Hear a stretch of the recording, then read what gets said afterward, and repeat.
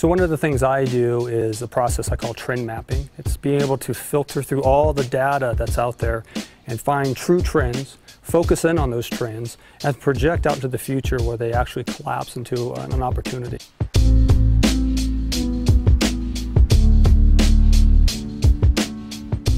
We have trends, we have the past, we have the future, we have data.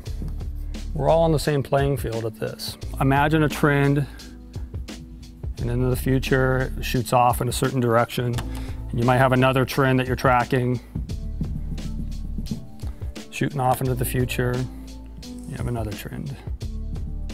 This is actually the way most startups focus on building companies. They try to find convergence of trends in present day, build technology on that, but they don't understand that as time progresses, that trend becomes old news. And that's why you see a lot of Me Too type companies. So let me show you how I do it. I follow the trends as they're coming out, and I look for trends that are actually converging well out into the future. Basically, I'm guessing on where a trend is going to be based upon the data I have, and I focus in on this spot. It could be months, it could be years in the future, but that's where I focus on because I know I have very little competition that's thinking of that far into the future.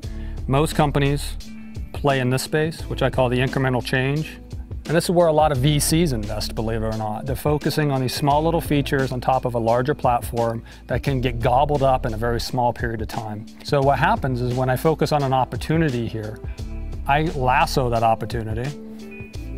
I take multiple trends, lasso them, and then I can control the actual trend itself because I am the dominant SME in the space, subject matter expert.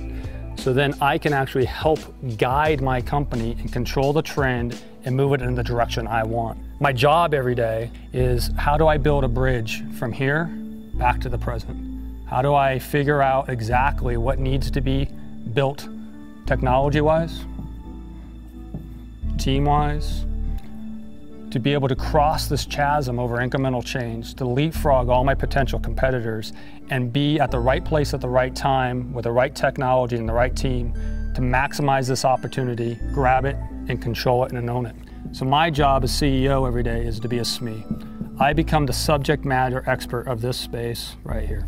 And what that means is in America, I'm probably the most knowledgeable person on Bluetooth LE, smartphone apps, and accessories.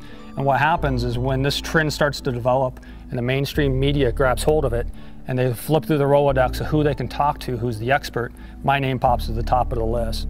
You have to be able to articulate this future opportunity in written, pictures, and pitch.